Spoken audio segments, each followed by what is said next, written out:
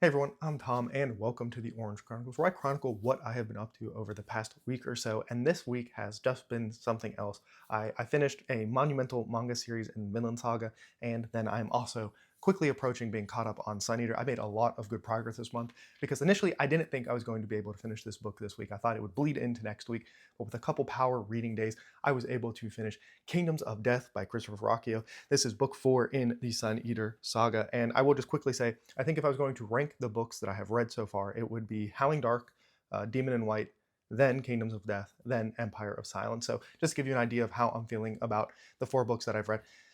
That being said, this series has been absolutely fantastic. I think all of those books are in my top 10, if not very close to my top 10 for the year. So you can see like Sun Eater is definitely dominating right now, and I think that's been a great thing for me. I've really enjoyed this series. But what I will say about of Death in particular is this is an emotionally draining book. This is a story of horrors and suffering and perseverance and just like, man, it just seemed like surely it would get better at some point, and it never did. Right? I was reading this at the same time as one of my friends, and they were a little bit ahead of me, and he would, I remember at one point I was like, oh, I'm at this point, surely it gets better, and he, surely. And if you've read Kingdoms of Death, it doesn't really get better. And I'll be honest, I think this was actually kind of needed for the series because so far this series has had so many triumphs and successes, and it almost felt like we were at that top pinnacle, and we almost needed to come down a little bit. I'm not sure we needed to come down as hard as we did in this book, but I still had a really great time with it. But it really just was like an emotional, draining kind of read where it's just like bad thing after bad thing after bad thing, horrible thing, and it was just kind of a lot. And I guess I just wasn't expecting that, even though like I knew there were like the horrors that this world and this universe could present were going to be a thing. There were a lot of things that I did like about this story. I think it opened up the universe and the scale of the story even more than it already was, which is crazy. If you have been reading this series up until this point, it already felt like it was this massive thing, but it expanded even more. We got to see new places and things, and some questions were answered that I've been curious about, or there were some things that I wanted to see from other perspectives that we kind of got to see a little bit more of. I would still like to see some of the things a little bit more in depth with like better explanations, maybe. But in general, I think this was a fantastic book.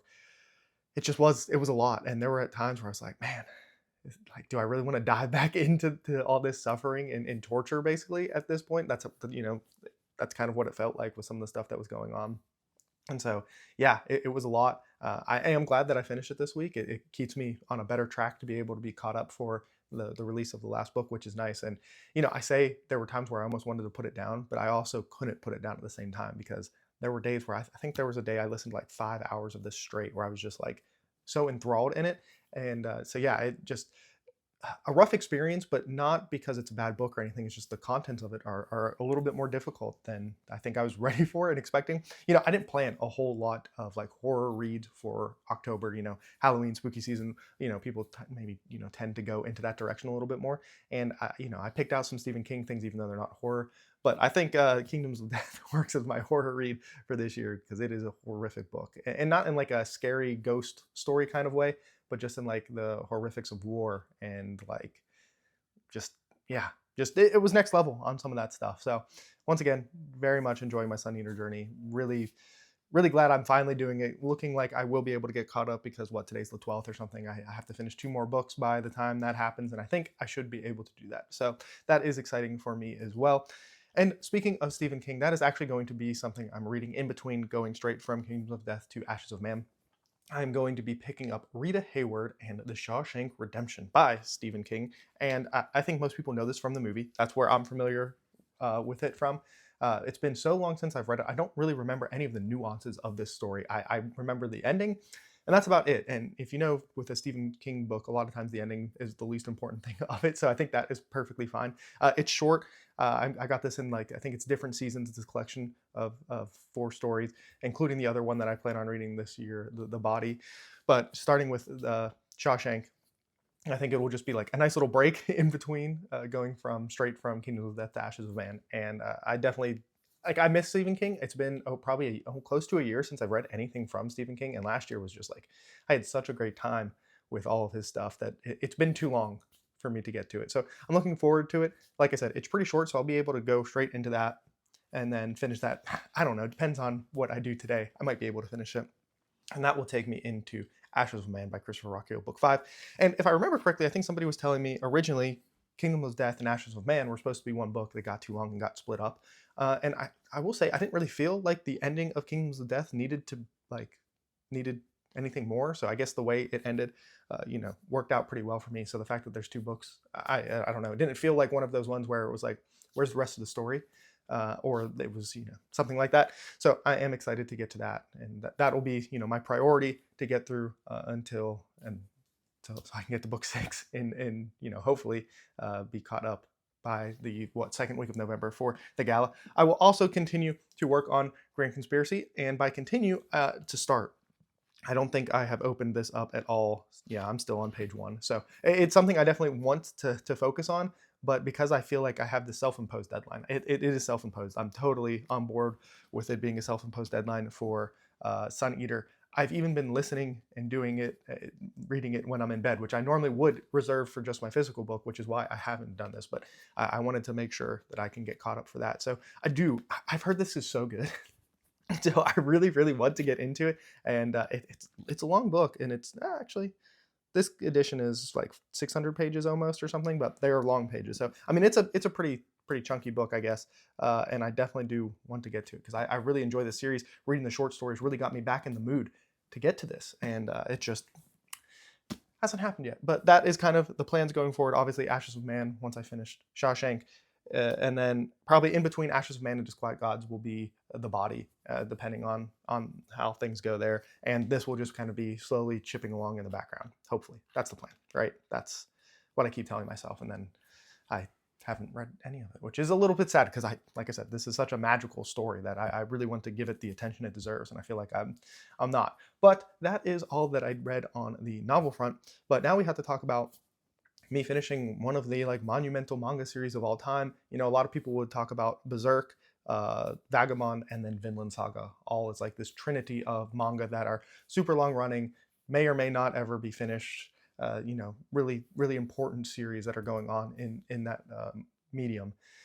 And I finished Vinland Saga. I'll be honest, it was one of those ones that I didn't think was ever really going to get an ending.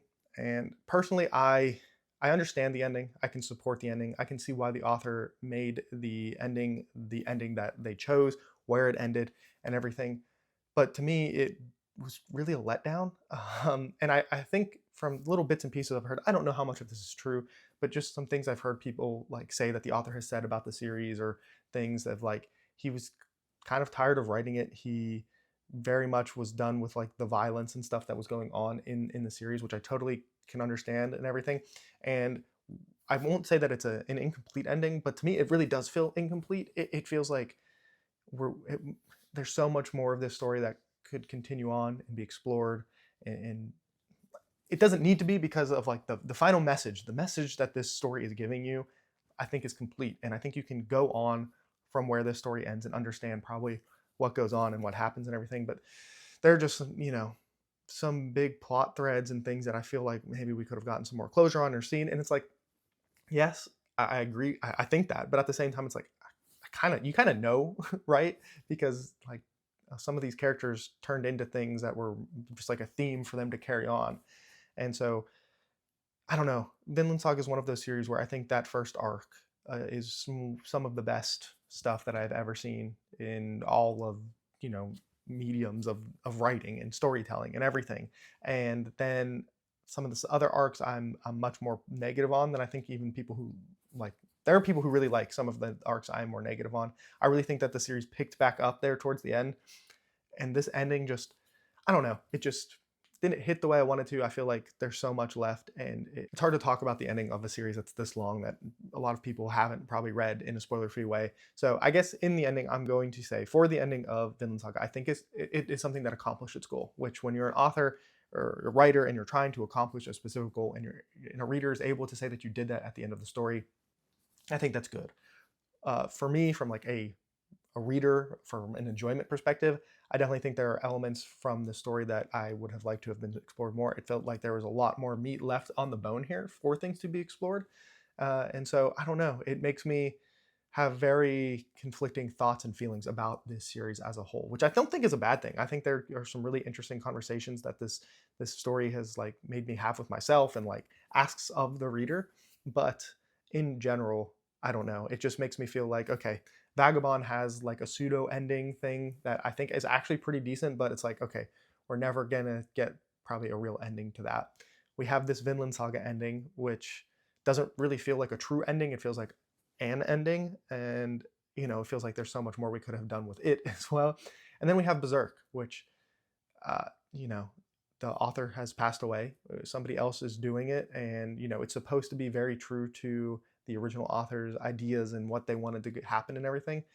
But it's also just hard for me to continue on because it just doesn't feel the same, even though in, like so it's like these three monumental series that I have loved and have been reading for years and years and years. It just, I don't know, it's a little frustrating from a manga perspective to be like, man, these three things that are just, so close. Each of them have like these pinnacles of like storytelling, to then just get kind of like an incomplete on them for me is just kind of like a rough blow for me in general. So I don't know where I'm going with this little rant on manga here, but yeah, Finland Talk is over, and I've read it all, and some of it will stick with me forever, and some of it will fade away into nothingness, I think, and that's kind of where I come down on it.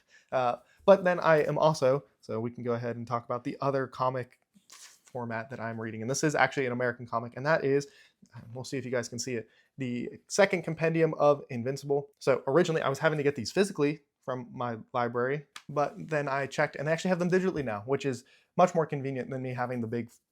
I mean, if you've seen some of the weekly updates, they are massive comics, and it's a lot easier to just read it on my iPad, which is great. They didn't originally have them on from my library digitally, and now that they do, that is awesome, and I'm going to continue on with this. This is one of my favorite comic series, and I did just see that the season 4 trailer for the show just dropped pretty recently, so that, I mean, I'm assuming season 4 is coming soon, so I definitely would like to get through this compendium, because that'll take me far beyond the show, and then I can go back and watch the show, even though there's differences and stuff. I don't know. That's kind of what my thought process is there as well for the Invincible stuff. And then just quickly on, I did watch some stuff this week, which is surprising because with how much reading I did, I didn't think I would. But I had a friend competing in America's Strongest Man in the 105 kilo weight class. So I watched a lot of that. I also watched basically all the other weight classes. I actually had two friends. One was in America's Strongest Vet, one in America's Strongest Man for the 105 class, and then obviously the big open show was happening as well, as long as some of the women's weight classes. So I basically watched all of that. Not all of it live. I did have to go back and everything. So that was a lot of fun. That's a strongman competition. I compete in strongman, if you didn't know that. So like that, I have a lot of fun watching it and seeing obviously people I know compete at like one of the biggest shows in America. It's always super cool. And then even though I think of this movie as a Christmas movie, I think it is supposed to be more of a horror movie. My fiance wanted to watch Gremlins, so we watched that Gremlins last night, and I haven't seen Gremlins since I was a kid. And that movie just feels so fun and silly, but in like just such a great way. And if you've seen Gremlins, you'll know why I think of it as a Christmas movie. And I'd like to know if you think of it as a Christmas movie or a Halloween like scary movie. Because for me, it's Christmas all the way, even though it is kind of like a creepy thing that happens. But Gizmo is absolutely adorable still, even to this day. All of the puppets and everything actually look so much better than I thought they would. And I think that just says something for practical effects in films. But that has been my week. It seems like I got a lot done, and hopefully I can have another one of these weeks as we go forward. Hopefully Shawshank will be done, and maybe I can be about, I don't know, I feel like saying halfway through Ashes of Man is a little bit optimistic. But if I can be, deeply into Ashes of Man at that point, that would be absolutely fantastic. And maybe even, like I said, get into this a little bit because I would very much like to. But that is all for me. As always, let me know what you've been reading, watching, doing, all of that down below in the comments. Or as always, you can hit me up in the Discord that is linked in the description. But that's all for me. And remember to read what you want when you want.